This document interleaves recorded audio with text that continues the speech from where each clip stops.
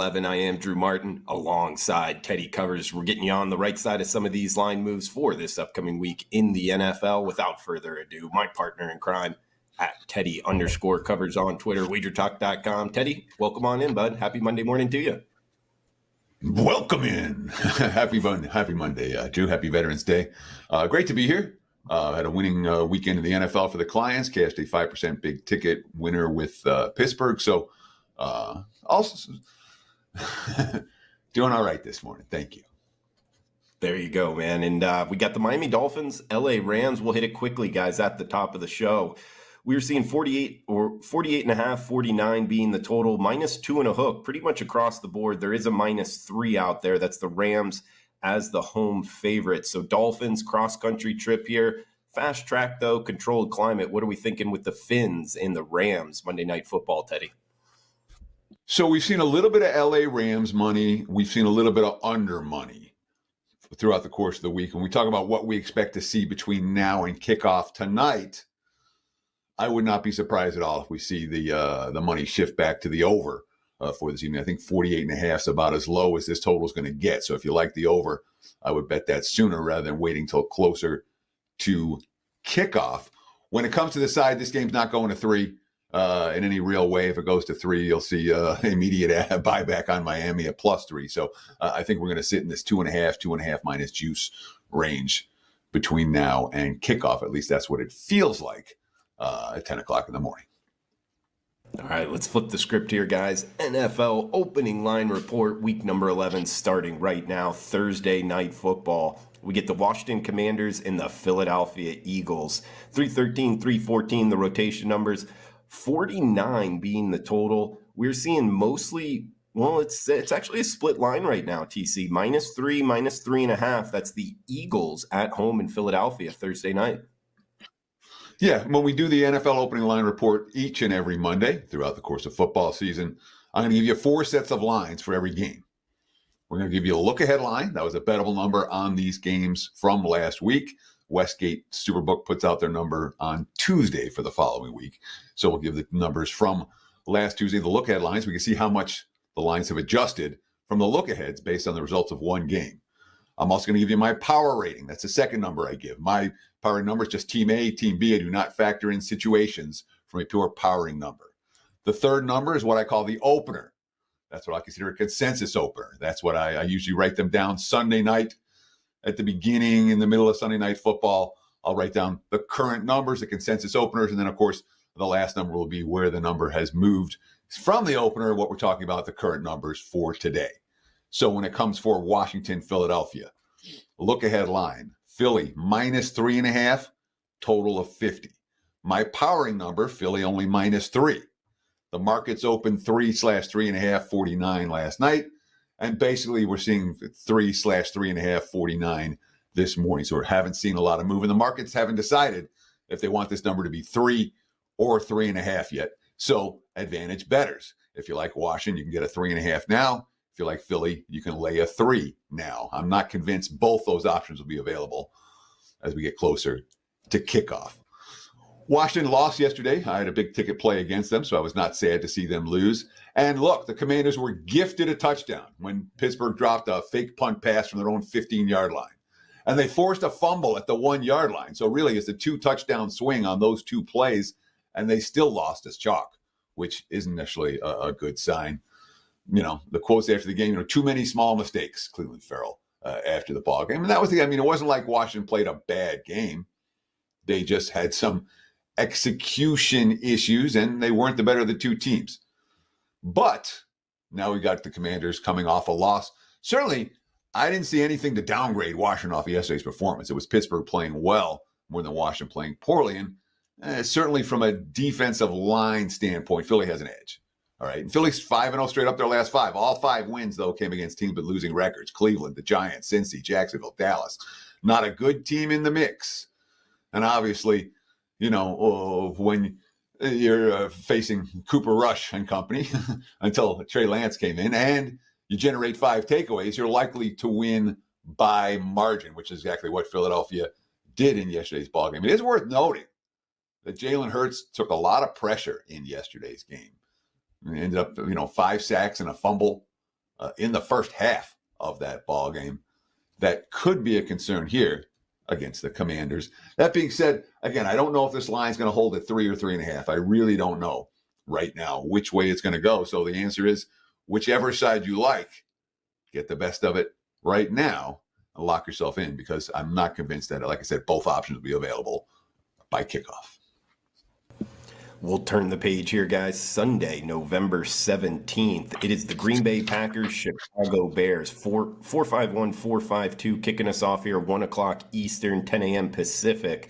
Top of the card, we're working our way down in rotation order. -6, -6.5 is out there as well. That's the Packers as the road favorite. 41 the total in Soldier Field, Teddy. Yeah, and I'm going to take a few. Like, this game is probably going to be my longest analysis of any of them, but I'm going to take a few minutes because there's a lot of stuff to unpack for Green Bay, Chicago. Don't worry, they're not all going to be this long, but I got a ton of info for this particular ball game. Look ahead line here: Packers -2.5. Big adjustment to Chicago after getting blasted at home by New England. A total 45 at the look ahead. My power number has the Packers 6.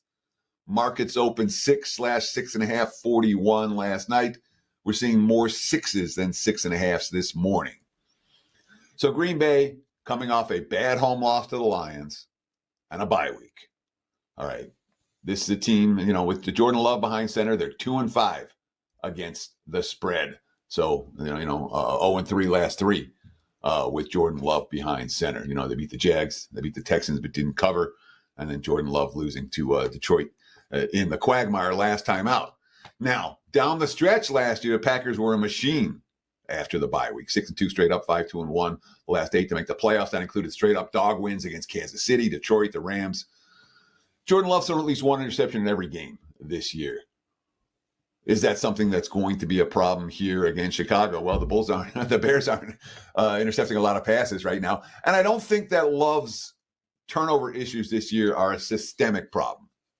I don't think he's making a ton of bad throws. He's had a handful, but he's been as much unlucky as he has been bad. Of course, the running game's been there. The offense is fine. 7-9 games, they scored 24 plus, and they won one of the 2 they didn't in Indy week 2. Defense, first-year coordinator and Jeff Hafley, they've only allowed 24 plus 4 times. I think as a playoff caliber unit, and they've gotten better. And, of course, 19 takeaways from this defense. But only a +6 turnover margin, because only 4 teams have more than Green Bay's 13 giveaways. So I personally think I use the Packers as my just the tip buy team last week on a bet on it, talking about how I thought there was some value right now with Green Bay moving forward. For Chicago, there was a lot of bad buzz coming out of the locker room last week in the national press. And a lot of times whatever. Boy, it sure felt correct watching them play. 3rd straight game where the offense just didn't work. Flat out didn't work. Didn't work against the Commanders. They had a little bit of a life in the 4th quarter and obviously lost that on the Hail Mary. Didn't work in Arizona and didn't work yesterday against New England at all. They had 11 first downs for the games. Caleb Williams was sacked 9 times. Had a net 69 yards on 39 dropbacks. Yes, that's less than 2 yards per pass attempt. There was 0 separation of the receivers. Didn't matter. Keenan Allen, DJ Moore, Romeo Dunze. The long pass of the day was 18 yards for Chicago. And, of course, the Pats' run defense is no good, but it didn't matter. DeAndre Swift didn't have a carry longer than 9 yards, only 3.7 yards per carry. All right. Games being played in Chicago. I don't think the Bears want to play in Chicago right now. The fans were chanting "Fire Flus" by the end of the game. They're 14-29 in 2.5 seasons now under Matt Eberflus. After the game, Eberflus said, "Oh, it's Shane Waldron's fault. Maybe I'll take the coordinator, the play calling duties from my offense coordinator." His quote: "I do believe in those guys. They have faith in us working together. I believe in our football team. I believe in the leaders of the football team. We just have to get back to work." Safety Kevin Byard not as amused. Lose 3 straight, it definitely snowballs. It's not a great feeling. Something we've been planning to do. It's not something we expect, but it's the situation we're in. We got to find a way out of it. Again, it's 23 consecutive offensive drives without a touchdown. Longest active streak in the L. Cole Kmet, same story. Just being in a funk the last 3 weeks. We got to find a way out of it. But not going to be easy, because here's the thing. Wasn't reported on at all last week. All right. As the week went on, the Bears kept losing linemen. By the mid-game on Sunday, they were missing all 5 of their starting linemen. All right.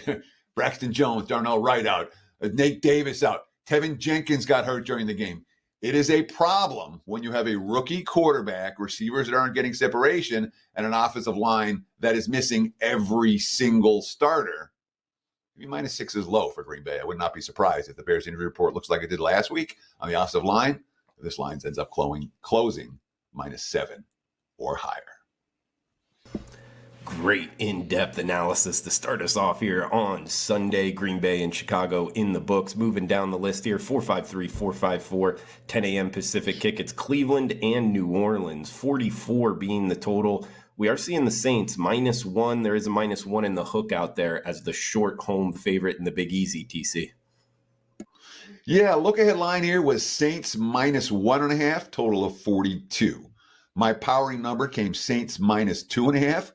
The market's open 2.5, 44 last night, and we've definitely seen this legit move towards Cleveland at the open.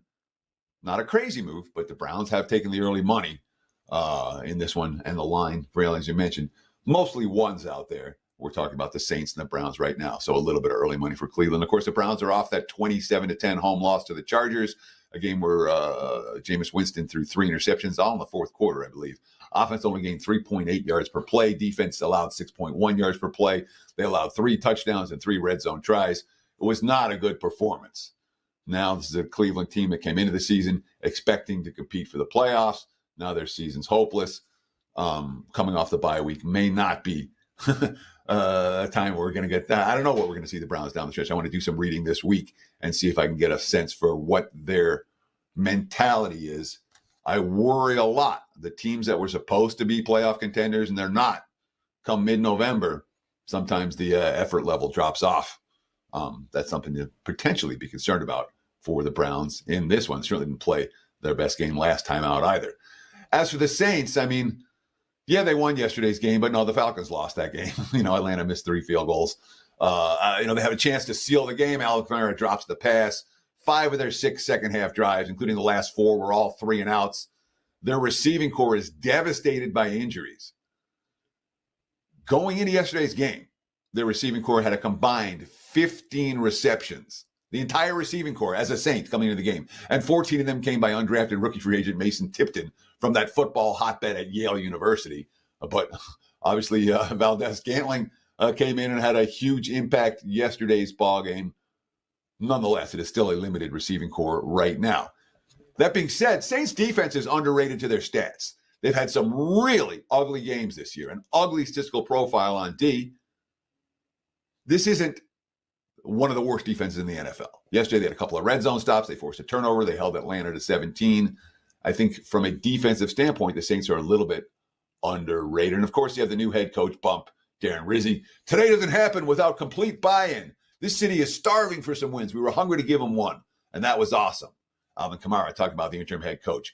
Rizzi came in. He had a clear message. Unity was one of the words of the week. And when you're united, you all believe you're all together now. There's so much you can do. So positive signs for the Saints. We'll see how long they last. Cleveland might be the right team to continue those positive signs against. Next one up, the LA Rams, New England Patriots. We are seeing the Rams -4.5. There is as high as -5.5 out there. That's the Rams as the road favorite. 43.5 being the total. Keep in mind, guys, the Rams playing Monday Night Football. So, Teddy, that sets us up for the Monday Nighter. Next Sunday, though, Rams going across country. Rams at Patriots. Next game up. Sure. Rams look-ahead line -4.5, total of 43. My powering number has the Rams -5. The market's opened proper 5.5 last night. Total 43.5. 43.5 remaining the total today. We are seeing a little bit of New England money, as you mentioned, 5s and 4.5s popping up from that ball game. If the Rams look bad tonight, yes, I think this number will come a little bit shorter. There's certainly some wise guy interest in New England now in a way there probably wasn't a month ago because the Patriots are playing better. Last 3 games, 2 wins and a loss by a field goal in overtime. Defense had 9 sacks yesterday. I know it was against a 5 backup offensive lineman. 9 sacks is impressive. 3.7 yards per carry allowed. This is the defense that hasn't been able to stop the run. They blew up the line of scrimmage all day. They only allowed 11 first downs. They won the game despite being -1 in turnovers, and only scoring 1 touchdown in 5 red zone opportunities. They won the game as underdogs, and they won it by 3 scores. Those are positive signs. Dietrich Weiss, who had a couple of sacks yesterday. Really, it's a testament to us playing together. We couldn't have had any of those plays without our DBs shutting down 2 really good receivers and tight ends. It was just complete defensive effort, and then really, overall, a big team effort just playing our ball. Again, some of it was the Bears. A lot of it was the Bears, but that's the best the Patriots defense has looked probably in any game this season. If LA struggles tonight, don't be surprised if this line reopens with the Rams as shorter chalk than what we're seeing right now.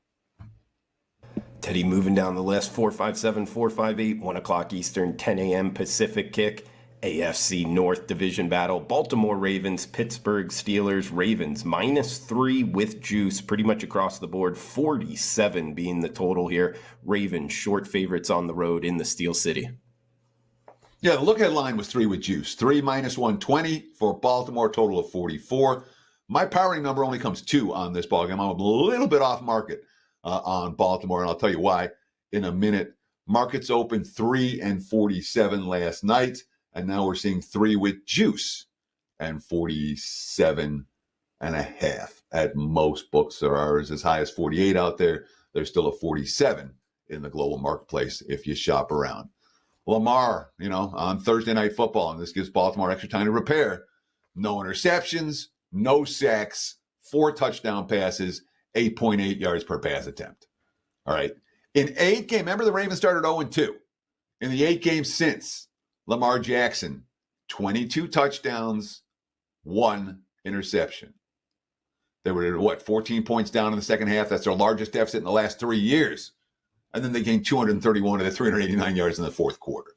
John Harbaugh. It starts with Lamar. Oftentimes it ends with Lamar. In between this Lamar and Lamar, there's a lot of great players out there that are surrounding him. I think it's kind of where our offense is right now. But for as good as Lamar Jackson has been, this Ravens defense is a problem. All right.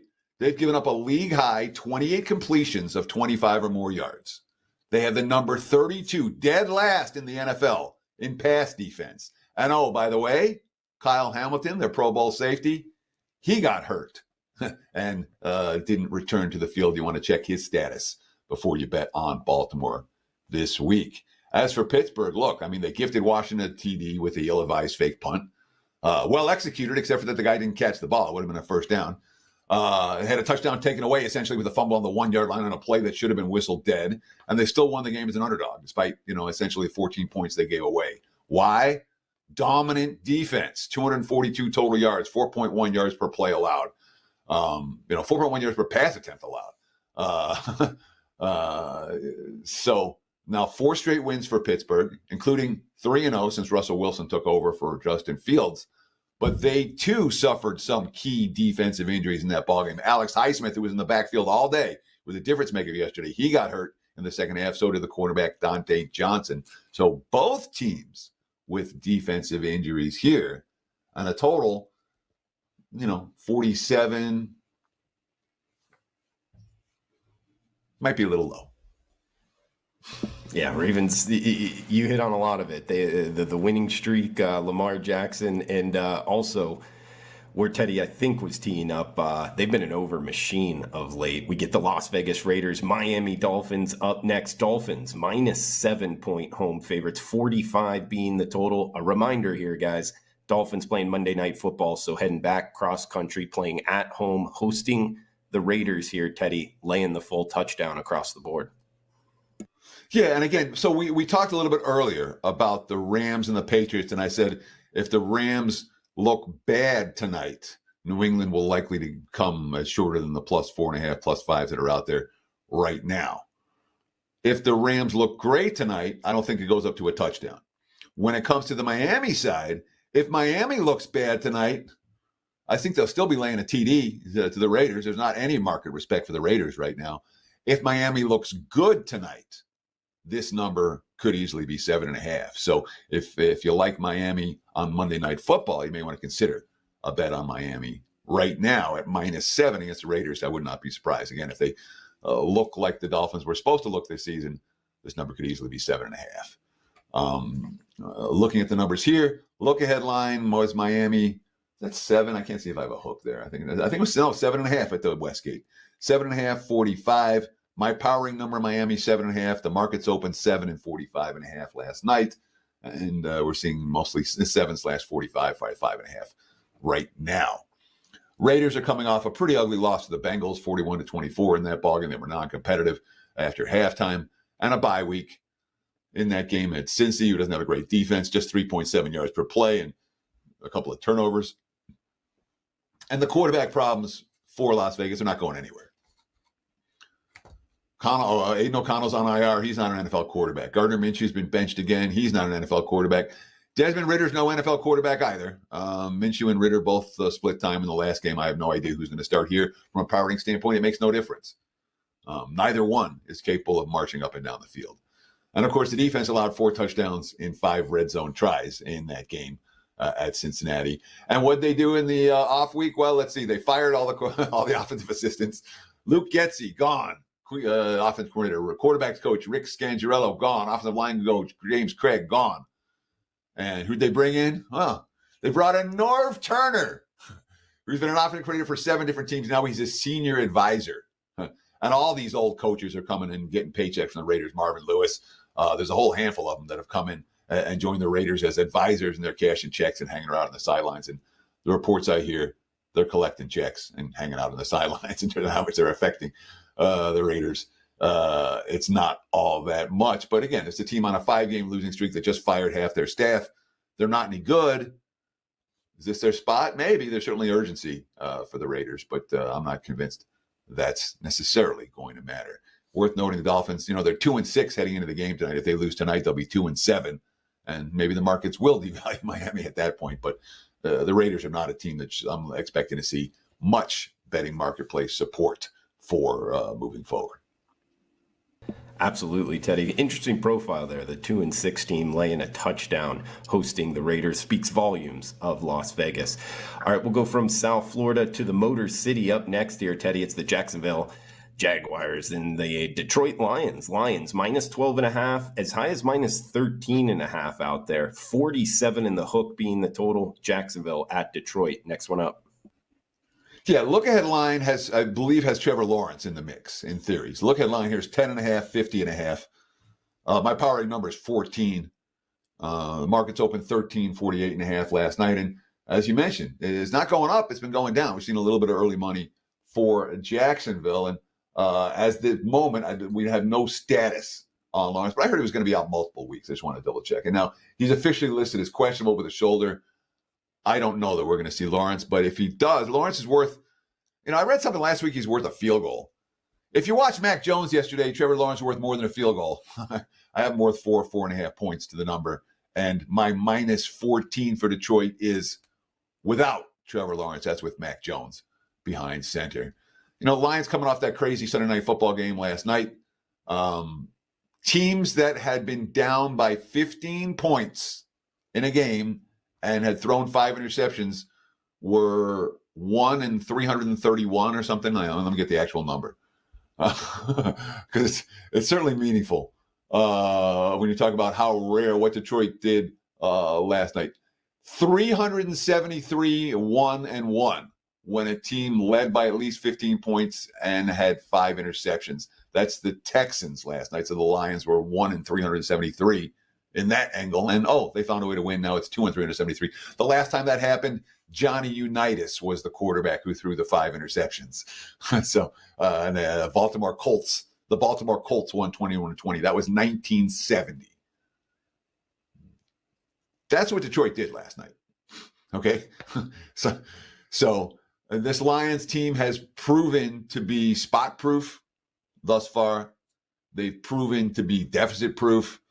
The character of this team is pretty intense. At some point, you expect an exhale. They got to have an exhale game at some point. Maybe this is it. Might be the right team at the right time, but we haven't seen that from Detroit a whole lot just yet. In fact, we haven't seen that from Detroit at all just yet. And as for Jacksonville, look, they gained 3.3 yards per play on offense yesterday. They were out first down 28-10. They had 143 total yards. They allowed 402. They had less than 18 minutes of possession, 17 and change. And they lost the game. Mac Jones is still Mac Jones. 2 picks, 3 sacks, 87 net yards on 25 dropbacks. All of his turnovers came with the game on the line in the fourth quarter. Jacksonville, the yardage total, the 5th lowest in franchise history. And Doug Peterson now 3-13 straight up in his last 16 games. Cluster injuries in the offensive line. They're down to their 3rd left guard right now. The offense hasn't worked since Christian Kirk got hurt. Doug Peterson. I never expected to be here, obviously. We have 5 or 6 one-score games. It's hard as a team, the coaches. We're making it hard. We're making it too hard. The guys are frustrated and they should be. They're angry and they should be. We all are. Is that a bet on quote moving forward? Not necessarily. Not necessarily at all. We get Minnesota and Tennessee next game up, guys. And let us know in the live chat if you're watching live where you agree, where you disagree, what you're seeing in the NFL. Also in the comments below, guys. Teddy and myself will be in there throughout the week chiming it up with you. All is welcome. It helps out the algorithm growing the show. We should have time at the end of the show, guys, for you guys in the live chat. We'll answer some questions from last week's show as we got the Arizona Cardinals, Carolina Panthers, New York Giants, and Tampa Bay Bucks all on buys. So a little bit of a shorter show here, but we'll move down the list, Eddie. 463, 464, the last early kick here, 10 a.m. Pacific. Actually, we have one more with Indianapolis, New York Jets getting flexed out, but tee it up for you, Teddy. Minnesota and Tennessee. It's the Vikings, minus 6-point road favorites, 39 and a hook being the total in Nashville. Yeah, Indiana and Tennessee, Indiana and New York, deservedly getting flexed out of the Sunday night game. Before we break this game down, do want to talk about a promotion we've got right now. Look, I'm running good in the NFL. I've hit 63% over the last 7 weeks. The 5% big ticket, 65% since 2018, 69% for the last 13 plays, won again yesterday. You can take $50 off an NFL or college football season pass. Just use promo code FBALL50. Again, FBALL50 at checkout is going to get you $50 off an NFL or college football season pass. And if you want to do hoops, take $30 off an NBA pass right now. You use the promo code BBALL30. It's BBALL30, but you still get $50 off because it's a 30-day pass for NBA. So again, FBALL50 at checkout gets you 30 days in the NFL or college football. BBALL30 will get you 30 days in the NBA. Now, what are we talking about? The Vikings and the Titans? Look ahead line. Minnesota minus 5.5, total 41.5. My powering number, Minnesota minus 6.5. The market's open 6.5 and 39.5 last night. And we've seen the 6.5s get bought out. It's mostly 6s out there, still sitting at 39.5 for the total. Sam Darnold had a rough day yesterday. 0 touchdowns, 3 interceptions, all 3 picks. He was trying to target Justin Jefferson, kind of forcing the ball in there. He actually threw 4 picks, but there was one that was negated by a penalty. Minnesota went 0 for 5 in the red zone. They had 42 minutes of possession. I just talked about the numbers against Jacksonville. A 402 to 143 yardage edge, a 28 to first down edge. And yet the Jags were 1 play away from winning the game. Head coach Kevin O'Connell. These are the types of games that good football teams find a way to win, regardless of what it looks like all day. I'm proud of that. There's absolutely a lot of things we need to correct and fix. It's also worth noting after the game, there's some talk. Are you going to bench Darnold? Darnold, are you thinking about benching Darnold when he was struggling? And he says, hell no. No effing way that I would have benched Darnold for Nick Mullins, and I don't blame him. Darnold's their QB. He should be their QB. He's the best option they have. Nick Mullins is not. After the game, Darnold, I got to do a lot better job to take care of the football. I think that's obvious. Minnesota certainly has a better offensive game in them than the one they just played. So Tennessee, again, I mean, I'm not going to call it non-competitive, but they were pretty non-competitive against the Chargers yesterday. Will Levis back in the lineup, 18 to 23 for a $175, 2 touchdowns, no picks versus a solid defense. But before we give him credit for those good numbers, he had 58 of those 175 passing yards on a meaningless garbage time touchdown drive, which means he had 113, 123 yards. Why am I missing on the math here? 117 yards, 175 minus 58, 117 yards throughout the game going into that meaningless touchdown drive at the end. And of course, you have continuing offensive line issues for the Titans. Right tackle's a big problem right now. They were rotating Leroy Watson and John Ojuoku yesterday. Watson got penalized 3 times. 2 of them cost the team 20 yards on a drive that ended up with a missed 49 field goal. And then Ojukwu came in and gave up a sack. It's a problem for Tennessee on the offensive side of the football right now. And it's not like the defense is good enough to keep them in games. Tennessee, not exactly a team I'm excited about putting my money on at this stage of the campaign. Moving down the list to the afternoon kicks. Up next, 1 o'clock p.m. Pacific, Seattle and San Francisco. We're heading out west here, TC. -6 in the hook. That is the 49ers as the home favorite. 49 being the total. Seahawks at Niners. Look headline here, Seattle 6.5 and 49. My powering number comes, San Francisco 6.5 and 49. My powering number comes Niners 8, and I'm not all that high on San Fran. So it looks like I'm a little bit off market on Seattle coming out of the bye. The market's open 6.5, 48.5 last night. And we've seen a little bit of over money. It's still 6.5 now, 49 this morning. Seattle's 1-5 their last 6 games. They're off a brutal overtime loss to the Rams in a bye week. We'll have to see if that receiving core is healthy. When DK Metcalf is not in the game, this offense feels the difference.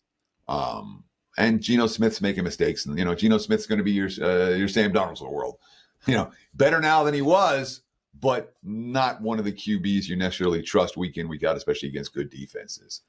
For San Fran, all you do yesterday, if they'd have lost the game for their non-cover, you can blame the kicker. Jake Moody missed 3 field goals. They muffed a punt, too, leading to an easy Bucs score.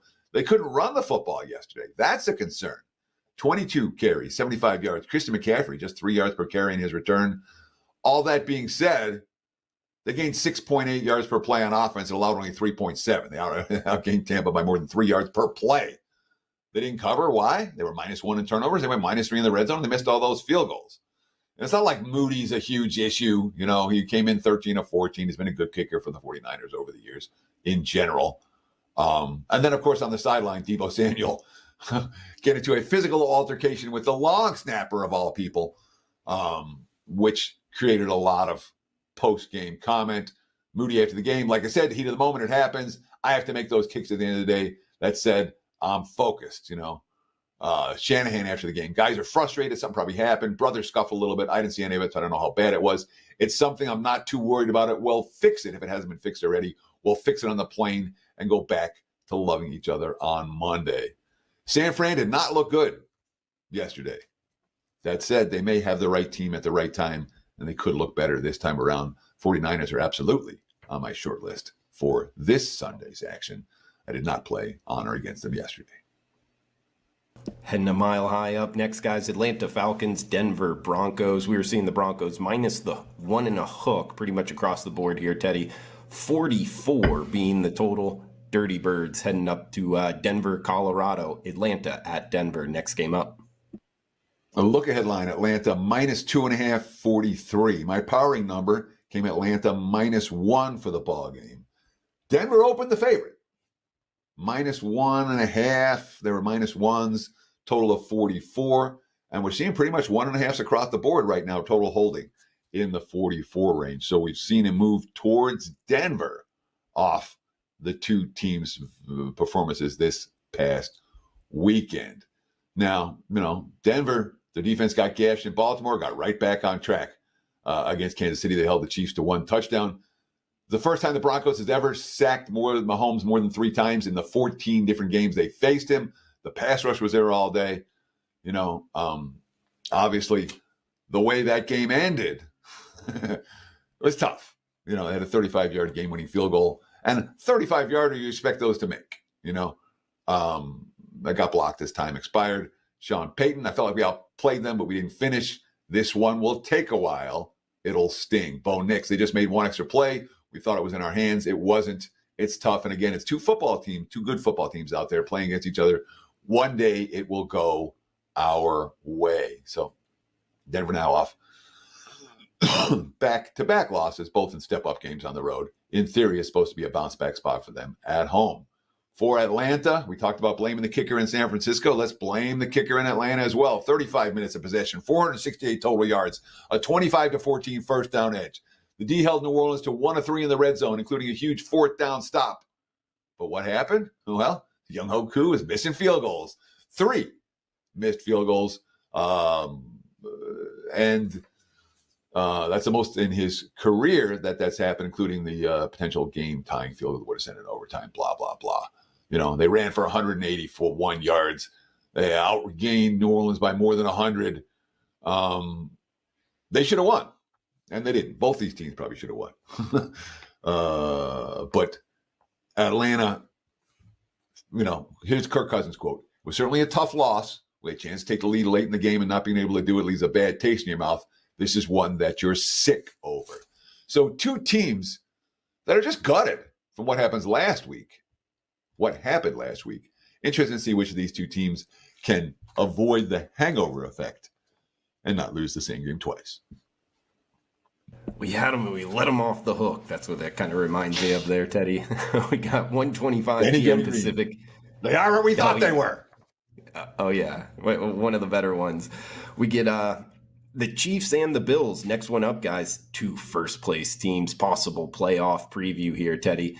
45.5 being the total. -2.5. That is the Bills as the short home favorite against the 9-0 Kansas City Chiefs here. So it's Chiefs at Bills after late afternoon kick in the state of New York. And look at the market respect for Buffalo here, or the market disrespect for Kansas City, which has been there pretty consistently all season. Look headline, Bills -2, 46.5. My powering number, Bills -1.5. The market's open 2 and 45.5 last night, so lower than the look ahead total had indicated. And we're seeing even 45s out there right now. 2.5 is a prevailing number, so we have seen a little bit of Buffalo money. Josh Allen made mistakes yesterday. He did not play his best game. 2 interceptions, no touchdowns, and it didn't matter. Bills offense is clicking. Another 30-point game. They've scored 30-plus 7 times in 10 games this season, in each of the last 4. The defense forced 4 turnovers. This is an 8-2 football team. Now, they do have some concerns when it comes to wide receiver injuries. All right. Keon Coleman hurt. Amari Cooper hasn't played yet. Dalton Kincaid left during the game yesterday, the star tight end. Those are concerns. Another concern, they gave up 5.5 yards per carry against the Colts yesterday, but don't be fooled by that.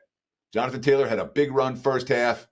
He did nothing after halftime of that ball game. When Buffalo's defense had to stop the run, they did. The quotes after the game continue to be the positive quotes we've seen from Buffalo all year. We like the team chemistry here. Sean McDermott, I thought the defense, the takeaways, was big-time difference in the game. I think they were a very competitive group. They take pride in not letting each other down. Meanwhile, Josh Allen, we got to have a faster start. We didn't play our best today, but we'll take the win. We'll take them how we can get them. I threw 2 interceptions, can't do that. We'll be cleaner. We got to play better on offense. Defense played awesome. We gritted it out, and it was a team win right there. Buffalo, very positive locker room chemistry quotes. It's been that way all year. As for Kansas City, look, they were dogs in all the playoff games last year on the road, and then went and found a way to win them. They have been, in many ways, a poor favorite, certainly a bigger favorite this year, because they're winning a lot of games by 1-score margins. And one thinks KC isn't going undefeated. I don't think. They have the lowest point differential for any current, any undefeated team at this stage of the season in NFL history. So I got to think someone's beating KC, and this is the type of game they could lose. Against Denver, at home, 4.6 yards per play, 57 rushing yards at 3.0 yards per attempt, 1 of 4 in the red zone. This is not a great offense, but no team is better at playing complementary football and finding ways to win. Again, 7 of their 9 wins are come by a touchdown or less, and they're 9-0 this season. The blocked field goal to win it. That's what KC does. They find ways to win like this, games like this one. And if you watch the blocked field goal, they blew that play up. The 15-game winning streak for Kansas City is kind of going against history right now. The longest in the NFL since the Packers won 19 in a row from 2010 into 2011. They've won 8 straight games when trailing in the second half. They win this game, it's over in the AFC. They're going to be 3 games ahead of Buffalo and all other AFC teams with tiebreakers in their favor. So there's certainly urgency for Kansas City, but I'm not shocked that the Bills are the favorites here. I'm not one of those guys that bet against KC in the postseason last year, but this isn't last year's postseason. It's 2024 now. Like it, Teddy. Big game there. We got another big one here. Cincinnati and the LA Chargers. Cincinnati with extra preparation time off the Thursday nighter. We are seeing the Bolts anywhere from -1 to -2 short home favorites, Teddy. 47 the total in Southern California. Yeah, flex into Sunday Night Football. Justin Herbert and Joe Burrow. And this one should be a lot of fun. Look ahead line here. Chargers -1.5, total 42.5. The look ahead line came out before the Thursday night game. My powering number is the Chargers -3. Markets opened 2 and 46 last night. And now we're seeing 1/1.5, total of 47. So a little bit of over money, a little bit of Bengals money. And I'll give Cincy and their coaching staff some credit. They knew they couldn't run the ball against Baltimore, and they didn't even try. 59 dropbacks from Burrow and company, 13 rushing attempts for Chase Brown. And Brown was the only running back to touch the ball. Jamar Chase was unstoppable in that ball game, 11 catches, 264 yards, 3 touchdowns. The defense for Cincy has been an issue. No interceptions, no sacks, 8.8 yards per pass attempt allowed. That could be a problem. And obviously no flag on the final 2-point conversion try. Everyone likes that they went for the 2-point conversion, but in fact, it obviously didn't work in their favor. They didn't get the flags. Zach Taylor, we had our opportunity. We got down there, went for 2. It just didn't work out for us. This team is going to continue to put us in good positions, and there's going to be a point in this season where that turns. So it's certainly not a Bengals team that looks to me to be throwing in the towel, even off that loss. The Chargers are 6-3. That being said, their wins, Titans, Browns, Saints, Broncos, Panthers, Raiders. 5 of the 6 wins have come against absolute bottom feeders.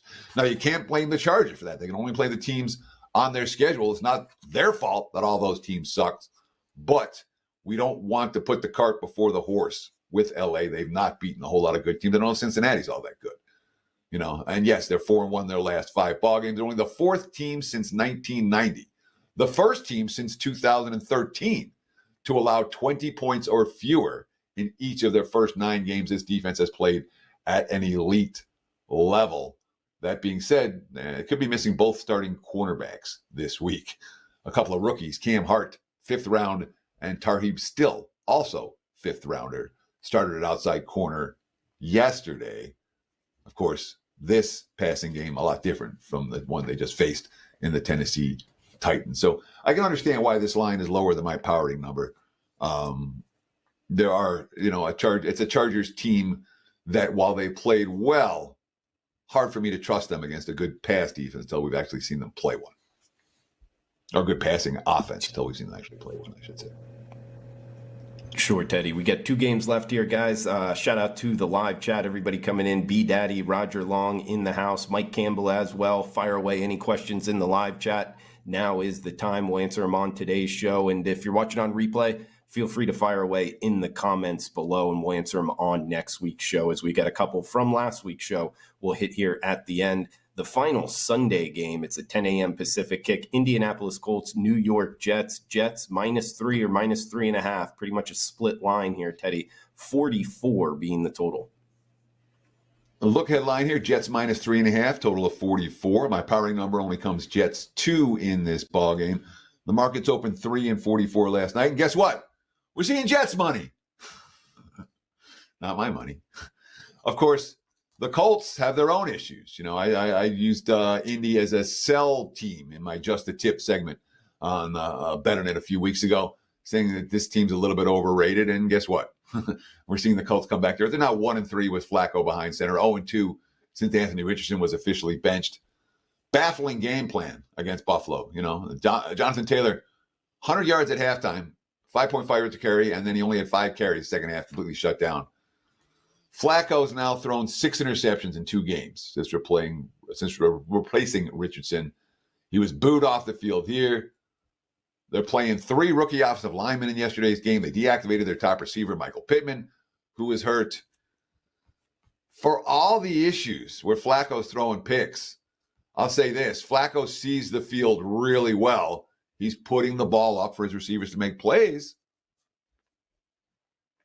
They haven't always made plays, and Flacco's not perfect. Quote, the first one was just an awful decision. The toughest thing about not playing well is just your mentality and having to deal with the fact you're not playing well. And the best way to do that is going back to work. Of course, The Pro Bowl quarterback Kenny Moore, former Pro Bowl quarterback Kenny Moore, went off on the team last night after the game. I don't think everyone's going as hard as possible. And obviously it's showing. I'm not the type to sugarcoat it. Honestly, I don't think the urgency is there. I don't think the details are there. I don't think everything correlating from meetings to practice to the games, and it shows. That's, firing a shot across the bow. Your teammates, your coaching staff, we'll see if it results in a positive response or a negative response. The Jets have only had negative responses. Yesterday's game was pretty awful. They look like a very quit team. And again, they made all the moves. You fired your head coach, you fired your coordinator, you brought in Davante Adams, and what's happened since? Basically the same. Interim head coach Jeff Ulbrich is now 1-4 as the head coach. The defense, which was playing great under Robert Saleh, they allowed touchdown drives of 70, 70, 70, and 88 yards before forcing a punt yesterday. They bring in Hassan Reddick. Oh, yeah, come into the fold. Invisible in that ball game. Future Hall of Fame quarterback throwing to Davante Adams and Garrett Wilson against the 24th ranked pass defense. Well, Rodgers had 38 dropbacks for 128 net yards, 4.3 yards per pass attempt and sacked 6 times. They were outgained 2-1. They went 0 for 3 in the red zone. They allowed 4 red zones and 4 touchdowns and 5 red zone tries. Albrecht after the game, we were not prepared to play. We didn't execute even close to our standard. That falls on my shoulders 100%. I didn't do a good enough job getting these guys ready. The Jets are a difficult team to lay points with right now. We haven't seen their A game enough to be sure that they have it. And last week's game, that game against Arizona, that was a quit game. And when you have a team that had high expectations that isn't going to reach those expectations, sometimes you see a lack of effort down the stretch. And I'm not convinced the home field matters a lot. It's a positive sign for the Jets. Everyone at MetLife is booing everyone because the Jets and Giants both suck on this field. A lot of times when you're playing poorly, you'd rather be on the highway than having the home fans boo you every time you punt. One game left here, guys. A couple promos to take advantage of. Take $50 off NFL or college football season pass with the code FBALL50 at checkout, or save $50 either college basketball or NBA 30-day pass with the coupon code BBALL30. Check out Teddy Covers, guys. In the NFL, obviously knows the sport, watching the show. 14-8, 63% the last 7 weeks in the NFL, and the 5% big tickets, 65% since 2018. He's on a 9-4 run as well. So those coupon codes, FBALL50 at checkout, NFL or college football season pass. We got the Monday nighter here, Teddy. Houston and Dallas. Texans -7. There is 7.5 out there as the road favorite. 42.5 being the total. Texans at Cowboys Monday Night Football. Look at line here. Houston -5.5, total 43.5. My powering number, Houston -6. I have Dallas power rate as a bottom 5 team right now. And the market's open 7 and 42, and now we're seeing 7.5 and 42.5 at a lot of books. 40, it's a split line, 42/42.5 when it comes to the total. But more 7.5s than 7s right now. All the 7s with juice for Houston. I mean,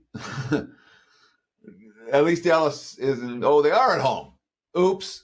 Their last 5 home games, they've trailed by 20 points or more, including the playoffs. That's an NFL record. And when you're trailing by 20 points or more in 5 straight games, you know what happens. You have CeeDee Lamb complaining about curtains because not blocking the sun. That's the big story. After the game, you have the fans booing. There are times where home field can be a negative. And what's happening with Dallas right now, home field is a negative. Really is, because the pressure's there and the crowd support isn't. Cooper Rush yesterday, 13 of 23 for 45 yards.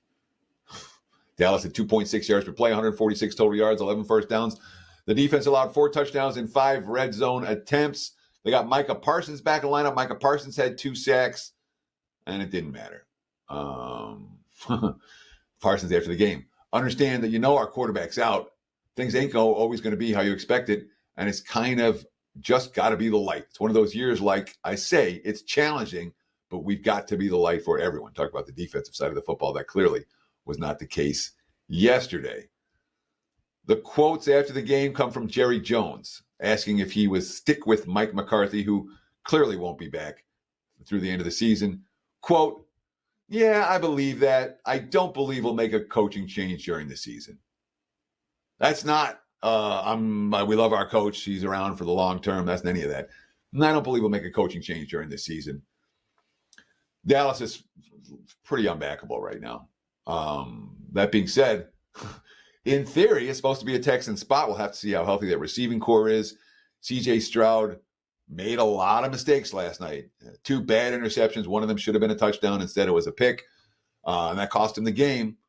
The Texans offense shut out after halftime. Stroud at least took the blame after the game. He said, that was all me. It was on my shoulders. But Houston's been a poor favorite all season long.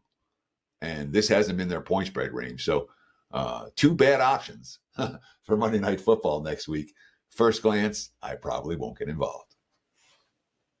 All right, guys, fire away. Any questions in the live chat? We got time for a couple here, Teddy. We got Kyle Thriller from last week's show in the comments. Hey, Teddy and Drew, thanks for a great show as usual. Any ATS against the spread trends for teams the game following a coach firing? I often hear people talk about take that team and their fired coach. We also have some replies here. NHL coach fired from Kelly. That's a bet on. Also, I'll throw in there in Major League Baseball, it seems to be a pretty bet on situation when the manager gets fired. Do you look at that kind of angle in the NFL, Teddy? So the Saints won yesterday and covered. It was not necessarily because they had a new coach. It was because Atlanta missed field goals. The Jets fired their coach. And the interim coach, what happened the first game? Lost and failed to cover. Yes, in theory, you're lighting a fire under everyone's ass when you fire a coach. I don't have the hard numbers. They asked Ralph, and Ralph did. It was difficult numbers to create out of a database, parameter-wise. So I don't have hard numbers. In theory, it's bet on. I wouldn't be surprised if long-term it is bet on, but this is all case-by-case scenario for me. I'm not going to blindly bet on a team who just fired their coach. I'm not going to blindly bet against them. There's some bump, and New Orleans showed us that yesterday, but most of the coaches getting fired are getting fired because their team stinks and the injuries are riddled. I mean, the majority of them are injury related. It really is. When you see why, when coaches get fired in season, they get fired in season because their players got hurt and they got nothing competitive they can put out there.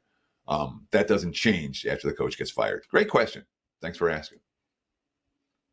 Teddy, we have a question here. Thursday night football, betting it under. I'll add on to it. Does day of the week, time of the kickoff affect your handicap, either side or total? Because there was that long run of Thursday night games in the NFL going under. However, I'll throw in this season, they're 6-4 to the over. Also, some interesting trends. Primetime Monday night football is 9-3 to the over, whereas Sunday night football is 2-7 to the under. Day of the week, time of the kickoff, does it affect your handicap? So this is a really important thing to note. If you look for trends, you will find them. Trends exist for everything. Angles exist for everything. Your goal when examining a trend is this meaningful moving forward? We talk about Sunday night games going under or over, Monday night games going over. I don't see anything for that that's meaningful in any way. Thursday is the exception to the rule. Thursday NFL is a bad product. It is a weaker product than the rest of the league. The league decided we're willing to put out a bad product on Thursday night because we get so much damn money for it. So they do. And we get a Thursday night game every week. Every week, the Thursday night teams are unprepared. The question is, they're going to be more unprepared on offense or more unprepared on defense. And sometimes that's pretty random. But in general, when both sides of the football are unprepared, it's the offense that has to be in rhythm in order to get the game up and over the total. So I'm not shocked that long-term, the Thursday night games have been more unders than overs in general. Not every circumstance, but in general, if I'm playing a Thursday night total, I'm usually trying to make a case for the under as opposed to expecting a high-flying shootout. And last week we saw 35-34. Crazy game. They're not all like that. Makes sense, Teddy. We got Grits Blitz in the house in the live chat saying, question, is this the time of the year when dogs are barking? Favorites doing well so far. That's his comment here. Do you have a time of the year when you look to bet dogs or favorites, Teddy? So, yes, I do. So we talked about this at the beginning of October. All right. We said now is the time of year that the public actually has a chance because the wise guys are still betting what teams are supposed to be, and the public is betting what teams actually are. And what did we see in October? We saw a huge public run. I think the favorites went like 96 and 56, and bookmakers had several very bad weeks and no big weeks for a 5-week span. I haven't seen a whole lot of reports for yesterday, but one would expect after that type of a run where the favorites have been cashing for 5 or 6 weeks and the public's been doing well for 5 and 6 weeks, one would expect the pendulum to swing back in the other direction. Yes, not a bad time of year to be looking for dogs in the NFL. Like it, Teddy. Guys, remember the promos. Take $50 off NFL or college football season pass with the code FBALL50. It also works college basketball or NBA 30-day pass with code BBALL30 at checkout. The football one is FBALL50 at checkout. Teddy covers 65% since 2018 on the 5% big tickets. And overall in the NFL, 63% the last 7 weeks. Teddy, great show. As always, action-packed, info-packed. I'll throw it over to you. Any final thoughts before we shut it down? Yeah, don't buy my College Hoops 30-day all-access pass because I'm not putting out College Hoops till after Thanksgiving. Working 3 sports is enough. I personally cannot do 4. 3 is too many. But we're working college football, NFL, and NBA right now. Best value is always with the all-access pass. Thank you so much for watching. Appreciate those comments. Appreciate the likes. Appreciate the follows. And you can listen to this show or watch this show every major podcast outlet. It's everywhere. So if you want to tell your friends about it, they can download it at all major podcast outlets. Thank you so much for watching. Best of luck Monday Night Football. Best of luck this week. He's Teddy Covers. I'm Drew Martin. Guys, we're checking out. We'll be back next Monday, 10 a.m. Pacific time. Come back and join us. Until then, smash that like button, comment below. Any questions, fire away. Cash those tickets. Thanks for tuning in.